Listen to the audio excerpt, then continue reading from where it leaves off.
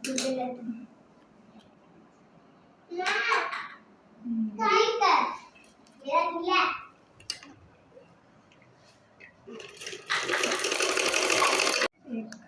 दो, तीन, चार, पाँच, 10। अस्सलाम वालेकुम, मेरा नाम कौसर बीबी है। 8वें महीने की आज 2 तरीक है। तो सांजी मोहन 10,000 रुपया कलिया भला होवे, अल्लाह हंसते रहो, अल्लाह तुझ जो का देवे।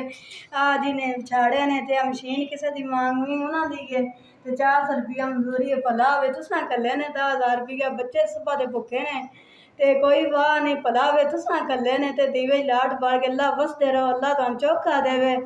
मेरे गरीबनी औरत आ, तुसी करदे हो तो मेरे दीवे लाड पे खुदा तबाजी तुसी अस अल्लाह थोड़े बच्चों तंदरुस्ती दे, अल्लाह थानू सेहत तंदरुस्ती, अल्लाह तुसी वसते रहो, अल्लाह तुम चौखा दे। जे हर महीने बाद तुसी मेरे 10,000 रुपया करदे हो।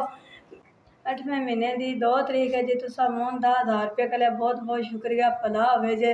तुसी हर महीने बाद मेरी तुसी मदद पैसे करदे हो तो मेरे बच्चे भी मैं भी बड़ी खुश हूँ। भला होवे, अल्लाह वसते रहो, अल्लाह तुम चौखा दे जी।